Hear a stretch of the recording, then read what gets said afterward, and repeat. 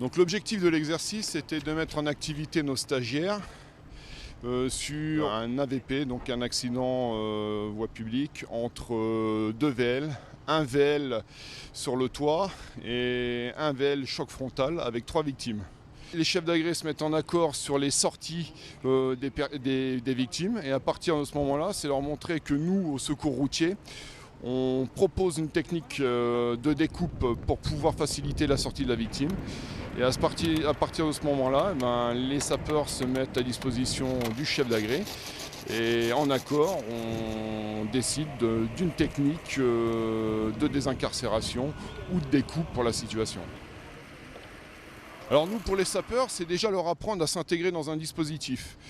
Là, nous arrivons sur intervention. Il y a 3 moyens secours à personne, c'est-à-dire 3 VSAV sur place, un FSR, un fourgon. Donc là, il faut apprendre à s'organiser, organiser son espace de travail, le chantier, pour éviter d'en mettre de partout et éviter de trop se bousculer les uns les autres.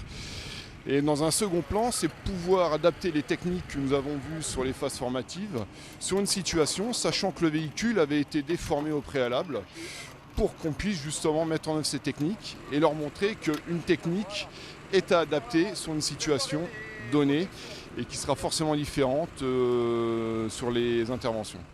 On a fait beaucoup d'ateliers sur les techniques de désincarcération, de calage, comment aborder les victimes. Et cet après-midi, on met tout ça en œuvre sur un cas concret de A jusqu'à Z. Qu'est-ce qui est compliqué? On va dire les différentes techniques peut-être qu'on n'a pas et puis les petites astuces que les formateurs nous disent, des petites choses à droite à gauche, quoi.